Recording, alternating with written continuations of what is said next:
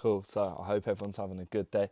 30 degrees here, can't complain. So no matter where you are in the world, I hope you're smashing it, getting these appointments booked. Maybe you're not an appointment setter yet and you're looking to get more into it. Well, hopefully I can give you a lot of value and show you what being an appointment setter looks like. I'm going to be covering the 5 bottleneck questions that every appointment setter gets, that every appointment setter at one point may struggle with and needs to be able to answer well to be able to qualify these calls, get them booked on the sales calls so that they can convert to earning commissions. Most setters sound salesy. Well, it's because you're in sales and you're trying to sell to people. So the key is to have these genuine conversations where you're still asking these questions on qualifying without making it sound salesy so that you don't lose the call before it's even booked, right? So this guide is going to give you a bit of information to just 5 common replies that are going to help you tackle some of the hardest questions. So let's jump into it so that you can book this with confidence. So you may have just reached out to them, maybe you've asked them a few questions and asking what it's about. It's key that you don't overwhelm them, you don't fill them with a whole description about what you're trying to sell to them. To be honest, you don't even want them to know that you're trying to sell to them. You just want to spark curiosity. So I'd reply something like, well, to be honest, bro, I'm just interested in seeing if I can help you. And at this point, it helps if, you have a few questions for them, if you found their struggle, especially if it's they want to lose weight, they've been struggling for 5 years. So it brings in some urgency and literally just try and frame it about I'm trying to help you, potentially have something that could potentially help them. And you just want to see if it's a good fit, to see if you may actually offer it to them at some point. And you could even add that in. If they're what is the coaching about, or what is what you do about, it's well, hey, same thing as before, but it's just hey, what we said above, just seeing if you're interested as you've struggled with this. And you can say, I may not even pitch it to you. If they're this is it more if they're saying why I don't want to buy it, I don't want, is it free, I don't want to commit to anything. If they say something like that, if it's what is this about, I haven't asked for anything, then you can just be well, I might not even pitch it to you. You might not be a good fit yet. This might not work out, and it's going to build that curiosity. And the whole idea is that they carry on because they want to see if it can even work for them. Cool. If you get the question, how much is it? A lot of people, a lot of clients of mine who I've coached in the past have said he's asking how much is it, I don't like this question. The thing is, in my opinion, this is actually a really good question to see, because it means that people are actually interested in it. They know that it costs money, so they are a potential buyer. And if they're close to the end of the qualifying, it's really easy to just book the call from here. Just be hey, well, there's a lot to it. Better to discuss on call, because there are X amount of packages, and I want to see what would work best for you. And you can sort of phrase it as them going to a doctor, if they don't agree with that, you can be well, it's like going to the doctor, I feel like I could potentially help you, and I've helped other people in your position before, but obviously I need to know a bit more to see what would actually be the best fit, say we potentially actually move on with this. It's a good sign. That's if they're close to it. If it's early on, it's just whoa, bro, I haven't even told you that I want to sell you anything at all. But if you are interested, that's great. But firstly, I'm going to have to just ask a few more questions to see if this is even potentially a good fit, and then we can move forward and look at taking the next steps. So when you've got people saying, is this a course? This is where you bang in that question hey, well, this may not even work for you. Okay, so you're holding your frame. It's I'm not actually giving you this, and it may not even work for them. So it builds that scarcity. So you could literally say to them, if they ask you it's a course, it's not for everyone.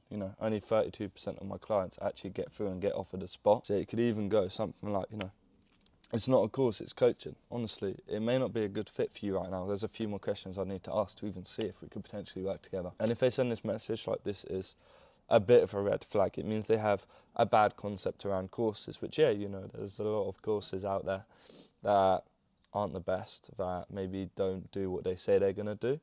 But it's the same for like everything in life, you know. Just because it's a course and it has a bad stigma about it, doesn't mean that it can't give you the results. You know, there are obviously thousands of entrepreneurs, successful people like Imam Gadzi out there who are selling a course for say that has got you results. I've bought multiple courses that have got me results. So it is a bit of a red flag because they do have a bad stigma around courses. However, it's nothing that can't be like identified and reshaped on a closing call. It's just important that you like literally just be like, whoa, like who said anything about a course? Like, I'm just here to ask you questions, see if this may even be a good fit. You can sort of give them the idea of like, whoa, I didn't even know if I was going to pitch it to you yet. Like, I didn't even know if that would be something that would work out, and just create that scarcity, create that like curiosity of them wanting to know if it will work for them. Right, next one is like, can you explain it all here? So when you pitch the call, someone's like, oh, no, you know, I don't have a lot of time, or oh, it'd be easier if we just do it in the DMs. I don't usually do calls. Can you just explain it here? And what's important is you stay in control. You know, you are like, well, no, this is the way we're going to do it. We're going to do it my way. This is my process. This is how I run things. And a good way to actually combat this would be like to show that you propose it in like their favor, right? Like say like, hey, I value your time just as much as you value your own, right? So just be like, yeah, I value your time like I do mine. Honestly, you can say like, honestly, like dragging it through the DMs is just gonna take like hours, maybe even days, and it may get lost. So honestly, you just want to say, dragging it through DMs may take hours, days, we may get lost, and it'll be more efficient for me and you to do it this way, so that I can give you like all the information you need, answer all your questions like there, then don't have to wait for ages. What not to do in this situation is do anything like, oh no, it'll just be like a 15-minute call, you know, you can have your camera off, like don't compromise, because we don't want a 5-minute closing call.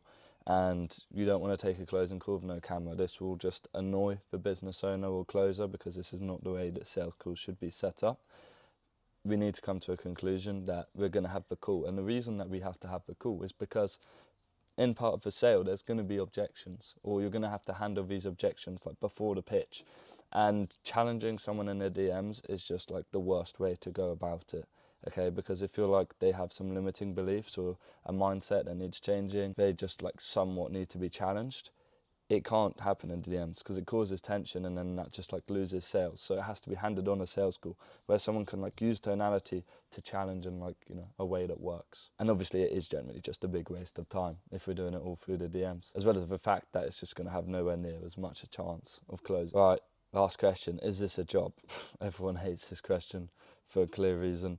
It's just like, you know, it's what you'll get from a lot of like the poor quality third world country leads. And it shows that people haven't done a lot of research. They don't really understand what they're doing. They're just probably looking for that quick money. And what you want to do here is like, yeah, cool, they're interested in earning money online. So obviously, if it's for appointment setting, obviously if this is a fitness offer, it would be a bit different. You probably wouldn't get asked this question. But for more majority of offers that you're going to be appointment setting for, where it's making money, you are going to get people asking this from time to time. And as I said, they're interested, so we just need to, you know, clarify and build the interest without like shutting them down and being like, no, this isn't a job, and then they just go off looking for like the next get rich quick scheme.